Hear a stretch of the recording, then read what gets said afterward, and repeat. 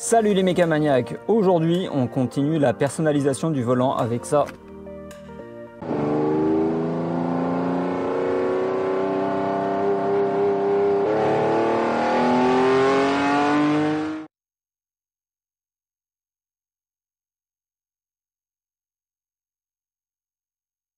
Donc un nouvel épisode à mettre dans la catégorie Tuning Made in China. Donc j'ai commandé ça, on va commencer par un petit unboxing. Si tu suis la chaîne, tu sais déjà à peu près de quoi il est question. J'avais installé le même type de couvre-volant sur la Grande Punto. Donc ça arrive dans une petite boîte comme ça. Le couvre-volant. On a du fil. Donc moi j'ai choisi du rouge, mais on peut choisir la couleur qu'on veut. Encore du fil. Du scotch double face. Un petit outil. Un dé à coudre, une notice avec quelques généralités, par contre elle est en anglais. Donc il y a un petit QR code, je ne sais pas vers quoi il renvoie. Donc le principe de ces couvre-volants, c'est de les monter sur le cuir existant quand il y en a un sur le volant. Donc il y a beaucoup de finitions, tu peux choisir différents types de matières et de couleurs. Moi pour la 159, j'ai choisi un espèce de cuir retourné. Et sur le haut du volant, on va avoir un espèce de carbone comme ça. Donc alors, me juge pas, ça fait tuning, mais j'ai pris ça pour tester. Donc, contrairement au couvre-volant à 2,50 balles, celui-ci va venir recouvrir les branches. Donc ça va faire un effet un petit peu comme de l'origine. Donc, si toi t'en veux un, tu peux choisir la couleur des coutures, les matières, tu peux prendre du cuir, du vrai daim, du faux daim. Là, on peut voir la finition de l'intérieur. Il y a des petits logos, donc B comme back pour l'arrière. Et là, ça doit être F, front, pour l'avant. Donc tous les autocollants comme ça, moi je te conseille de les enlever. Moi je vais tous les enlever. Là tu peux voir la finition au niveau des jointures. C'est propre, franchement, rien à redire. Donc celui-ci c'est du carbone qui est fait avec une matière synthétique et du faux daim. Donc on va voir ce que ça donne sur le véhicule. Donc bien entendu, comme toujours, tu retrouveras un lien vers le produit dans la description de la vidéo si jamais tu veux acheter ça. À titre d'info, celui-là vaut aux alentours de 45 €. Donc c'est un peu plus cher que ceux pour la Grande Punto. Après, le prix dépend surtout des matières que tu vas prendre. Si tu prends du vrai cuir, ça sera encore un peu plus cher. Et après, si tu prends un truc un peu plus standard, ça pourrait éventuellement être moins cher. On va dire que le plus standard, ça sera un volant avec du cuir lisse au-dessus, en bas, et sur les côtés du cuir perforé. Un peu ce que j'avais pris pour la Grande Punto. Là déjà tout de suite je me pose une question, est-ce que ça fera pas trop de carbone? Parce que j'ai déjà fait le centre du volant en carbone. Là ça fera aussi du carbone, ça fera peut-être un petit peu trop, mais je referai éventuellement le centre du volant après. Le deuxième point, c'est que je sais pas si tu verras ça sur la vidéo, mais la couleur du carbone est pas tout à fait la même. Le carbone du couvre-volant par contre il est bien noir. Donc on verra si ça se marie bien ou pas aussi. Donc j'ai déjà posé un couvre-volant similaire sur la Grande Punto, peut-être que tu as vu la vidéo. Donc pour celui-ci, j'ai déjà plus une petite idée comment poser ça. Donc avec le couvre-volant, tu as un petit outil comme ça qui est censé t'aider à insérer le couvre-volant par exemple ici. Pour éviter d'abîmer quoi que ce soit, nous on va un petit peu dévisser cette partie-là pour pouvoir insérer le couvre-volant facilement. Donc si tu n'as pas vu la vidéo précédente, il y a 3 vis, donc ici, ici et ici, qui tiennent le cache central. Donc il faut un tournevis cruciforme pas trop grand. Donc, je vais faire 2-3 tours. Le but c'est pas de le dévisser complètement, juste donner un petit peu de jeu ici. Je fais pareil en bas. Et bien évidemment de l'autre côté aussi. Voilà, là on va être bien pour insérer ça. Donc, avant de le poser, je vais retirer tous les autocollants qu'il y a à l'intérieur. Donc tu repères bien où est l'avant. Donc ici c'est écrit F comme front. Donc c'est pas compliqué. L'avant c'est avec les découpes. Donc pourquoi que je retire les autocollants, c'est pour que ça ne ressorte pas à travers le matériau quand je l'aurai posé, quand ça sera tendu, parce que la dernière fois j'avais vu que ça pouvait éventuellement faire une trace, donc je voudrais éviter ça. Bon, j'ai réussi à enlever ça presque partout. Juste ici, j'ai pas réussi à l'enlever complètement, mais c'est pas grave, l'intérêt c'est d'enlever la surépaisseur. Donc à ce stade-là, tu prends ton couvre-volant, tu le mets en bas, tu le tiens avec les jambes, et t'insères le reste.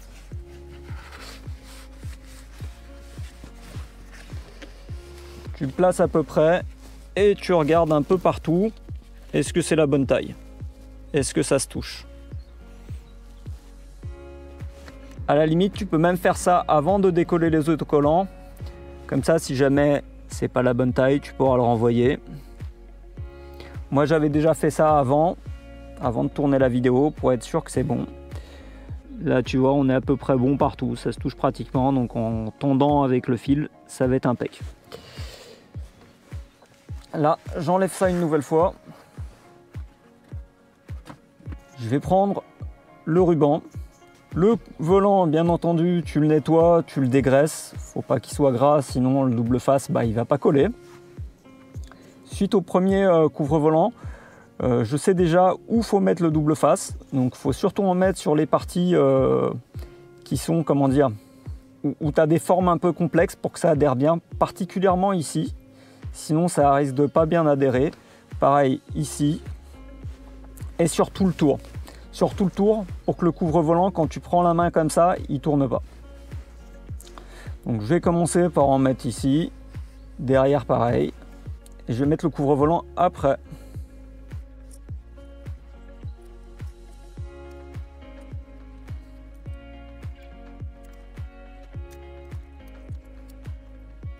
Comme tu peux le voir, j'ai fini de mettre le ruban adhésif. Alors tu le mets un peu comme tu veux. Moi je l'ai mis de ce côté pour qu'il soit accessible une fois que j'aurai mis tout le couvre-volant. Sur le précédent couvre-volant, je crois que je l'avais mis un peu différemment. Je crois que c'était sur la partie arrière. Ici ça me paraît pas opportun.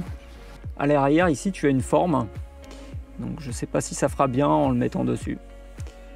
Peut-être que justement j'aurais dû le mettre dessus pour que ça prenne bien la forme. On verra bien. Tous les rubans de scotch doivent être accessibles une fois que tu auras mis le couvre-volant. Donc j'en ai mis bien ici, à l'arrière, partout où tu as des formes un peu complexes. Ici en bas, pareil à l'arrière du volant. Donc pas d'inquiétude pour le volant, j'ai essayé de coller ça et puis de le décoller pour voir si ça se décollait bien, si ça abîmait pas le volant, il n'y a pas de souci. Bon, après quelques temps, ça sera peut-être pas tout à fait la même chose. Mais bon, déjà si maintenant ça se décolle sans défoncer le cuir, il y a des chances que par la suite, ça se décolle également de la bonne manière. Donc tu repasses partout bien pour coller ça au mieux. Donc du scotch, il y en a pas mal. Regarde, il me reste tout ça. Et encore, il me reste le second ruban du premier couvre-volant. Donc tu repères bien comment que c'est. Les découpes comme ça, forcément, c'est à l'avant. Je vais faire pareil que la dernière fois. Je place ça en bas. Tu vois, tu peux te guider par rapport aux coutures d'origine ici et aux coutures qu'on va avoir sur le nouveau couvre-volant. Je vais essayer de centrer ça à peu près. Ça tombe pas pile au même endroit, mais ça donne déjà une idée.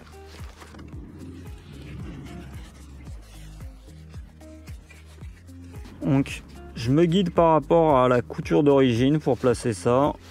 Et je regarde si ça va. Donc là, c'est pas mal. Il faudra bien resserrer, bien tendre. Ça me paraît vraiment pas mal. Donc là, je vais déjà enlever le scotch à l'arrière. Parce qu'après, ça risque d'être compliqué.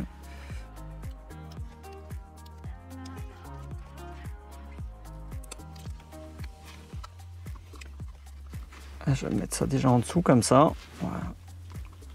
Donc là on est bon, on va pouvoir passer le fil. Donc l'aiguille elle est fournie.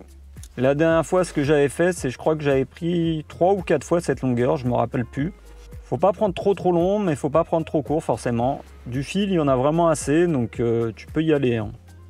Donc j'ai pris à peu près 3 fois la longueur là. Donc 1, 2, 3. Je pense que ça suffira largement. Alors, j'ai pas filmé entièrement la première partie, mais déjà là, tu peux voir que ça donne vraiment quelque chose de très sympa. On va se faire la seconde ensemble. Donc, comme tout à l'heure, j'avais déjà décollé le scotch en dessous. Donc, on va faire pareil. On va décoller d'abord le scotch et après, on va passer le fil. Donc ici, j'ai un petit peu resserré déjà. Ça prend vraiment bien la forme. Franchement, c'est super chouette.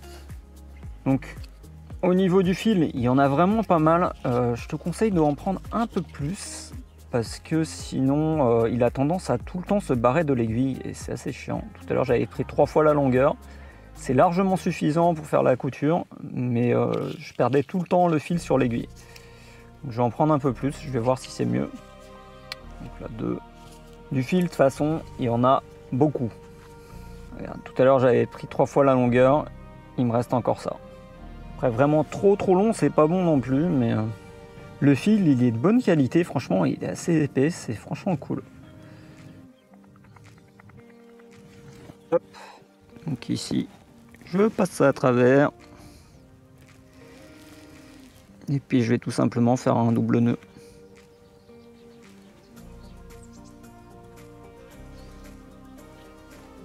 Une fois.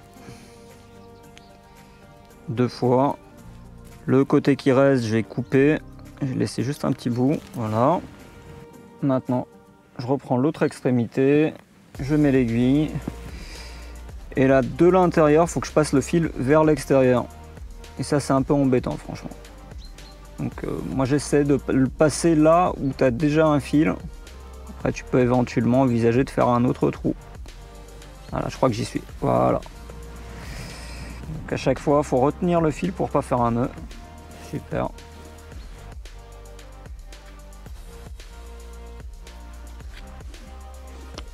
Là, pour commencer, il faut le passer dans toutes les boucles. Et après, on va faire une boucle sur 2. Donc là, je sais pas si tu vas voir, je vais repasser dans la première. Surtout, faut pas oublier d'enlever le scotch, parce qu'après, c'est mort. Éventuellement mettre ça un peu en place comme ça, voilà, ça sera un peu mieux. On peut se guider par l'ancienne couture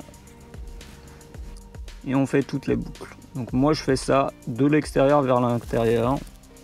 C'est pas forcément la seule manière de faire. Donc pour commencer, il faut que tu fasses 2-3 boucles. Et après tu cherches à resserrer ça et à mettre ça en place correctement. Là, je sais pas si tu vois, mais on n'est pas trop mal.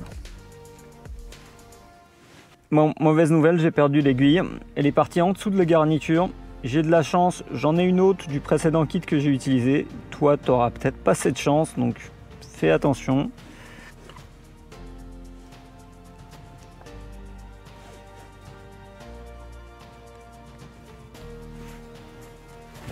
Donc j'ai retenu la leçon, maintenant je la poserai à chaque fois ici.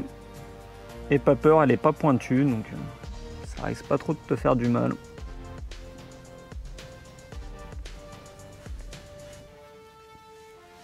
Là, maintenant que j'ai fait plusieurs boucles ici, je passe ça autour de mon doigt comme ça, pour pouvoir tirer, bien tendre.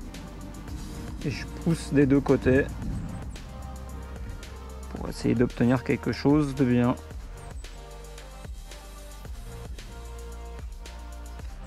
Donc là, le début, c'est important de bien commencer. Donc tu tires, tu resserres, tu pousses des deux côtés pour que ça se rejoigne bien, pour que ça fasse quelque chose d'assez esthétique. Et tu continues, tu passes dans toutes les boucles. Et voilà, maintenant que j'ai passé cette partie-là ici, le petit virage, je vais plus passer dans toutes les boucles, je vais en faire une sur deux, pour faire un truc un peu comme ça, comme ici. Là, cette boucle-là, je la laisse comme ça et je prends la suivante.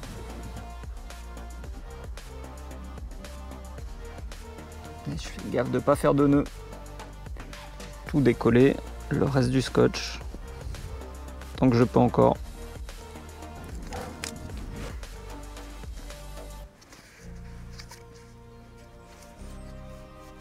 place ça comme ça. En plus, ça va m'aider. Pareil de l'autre côté, je sais pas si tu vas voir, j'en laisse une et je prends celle d'après. J'en laisse une et je prends celle d'après. Je vais resserrer ça un petit peu. Tu vois, ça commence à faire quelque chose d'esthétique. Alors après, il y a différentes techniques. Tu peux maintenir avec le doigt comme ça.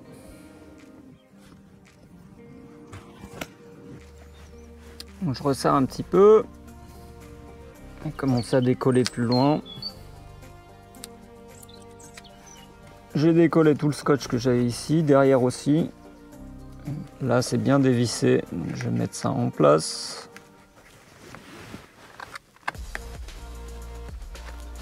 Là, du coup, ça s'est un peu détendu. Fais un tour pour pouvoir gripper le fil. Tu le tires comme ça et tu bouges comme si tu voulais tourner un petit peu dans un sens et dans l'autre. Et ça tend bien le matériel. On va continuer. Donc toujours une sur deux pour le moment. Et à partir de là, on va passer dans toutes les boucles pour faire bien le virage, pour que ce soit bien propre.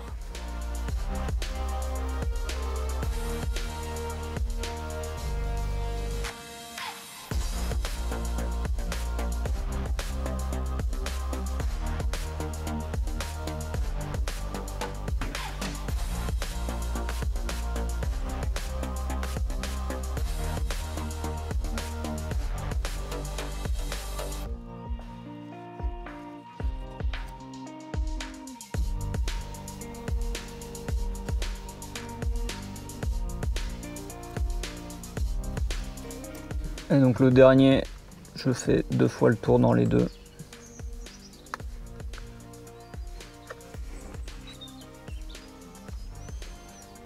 Et une fois que c'est fait, je passe derrière à travers un trou déjà existant.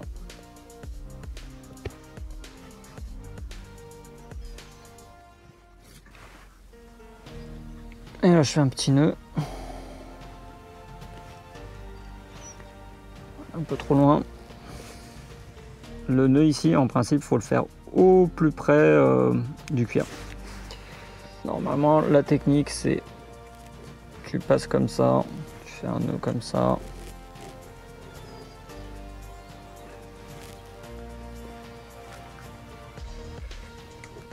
Et tu passes ça le plus près possible. Ça aurait été mieux si tu es plus près. Moi, je me contenterais de ça. Là, de toute manière, on peut le détendre un petit peu parce que c'est assez tendu. Là, éventuellement, on peut déjà rentrer ça.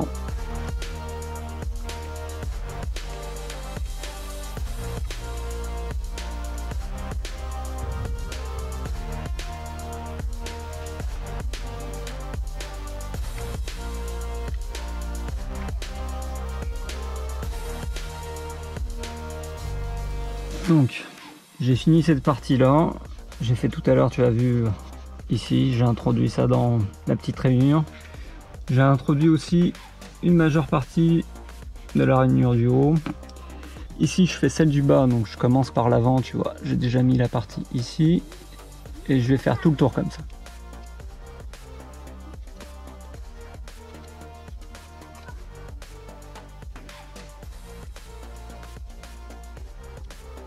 Voilà, la finition là, moi je la trouve pratiquement parfaite. Donc reste plus qu'à faire le côté là qui est invisible et puis c'est bon. J'ai fait le petit virage ici, donc comme tout à l'heure, tu passes dans toutes les boucles. Ici sur le bourrelet, jusqu'à la couture ici, je vais passer dans toutes les boucles. Parce que c'est un petit peu plus épais, c'est un endroit où tu mets les mains. Alors ici je suis passé par tous les fils. Et à partir de là, on va en faire 1 sur 2.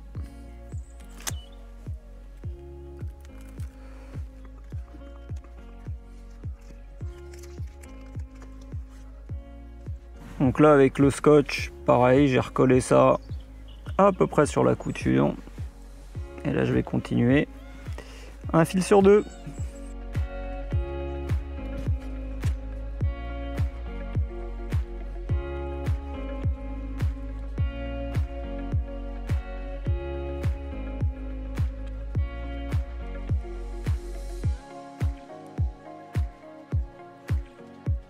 Alors j'ai décollé les derniers morceaux de scotch ici. J'ai plaqué ça et à partir de la couture ici, comme de l'autre côté, je vais passer par tous les fils.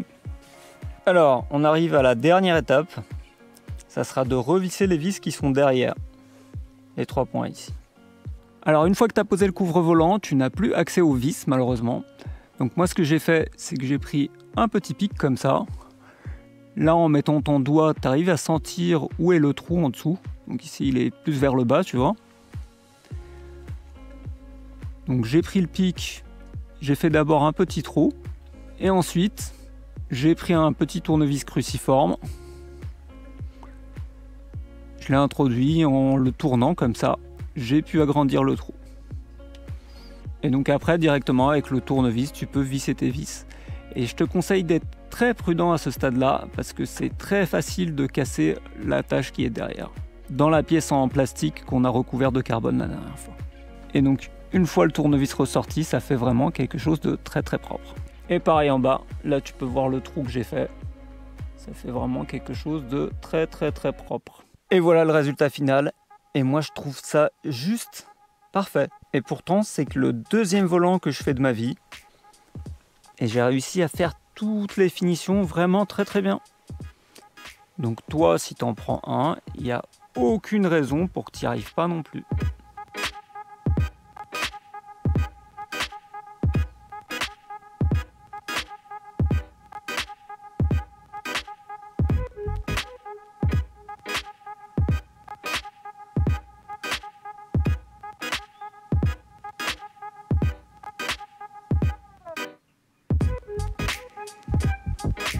Alors les remarques. Alors sur ce volant là, le couvre-volant recouvre parfaitement toute la surface. J'ai aucun endroit où ça n'adhérait pas parfaitement. Bon, j'ai retenu un petit peu la leçon par rapport au volant que j'avais fait sur la Grande Punto. En appuyant comme ça, même dans les creux, je sens aucun endroit où ça n'adhérait pas parfaitement. Au niveau du carbone, c'est beaucoup plus marqué au niveau de la vidéo, mais en vrai, ça ne jure vraiment pas. Entre ce carbone-ci et ce carbone-là, il y a une légère différence de teinte, mais en vue réelle, ça rend vraiment très très bien. Donc en somme, ce produit-là, pour le prix qu'il vaut, donc pour rappel, ça vaut 45 €, je te remettrai le lien dans la description de la vidéo, ça vaut largement le prix. Je pense que si demain tu veux acheter un volant de ce type-là sur internet, avec cette finition-là, je pense qu'il faudra dépenser au moins 200 €.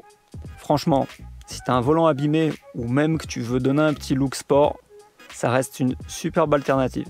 À ce stade, la seule inconnue, c'est comment le matériau va vieillir dans le temps. Et ça, malheureusement, je pourrais pas te le dire tout de suite. J'espère que ça te plaît. Moi, je suis content de cette finition. Tu peux avoir tout un tas d'autres finitions avec d'autres coloris, d'autres matériaux. Tu peux par exemple avoir un petit trait ici en rouge, comme dans les voitures sport. C'est très sympa également. Donc moi cette finition, elle me plaît vraiment beaucoup. Ça a vraiment donné un nouveau coup de jeune à la voiture. Et voilà, ça fait un petit look sport très sympa.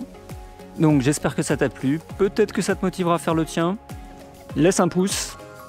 Clique ici pour t'abonner à la chaîne et ne pas rater les prochaines vidéos. Et je te propose d'aller voir l'une des 2 vidéos que je te propose actuellement à l'écran. Allez, à plus!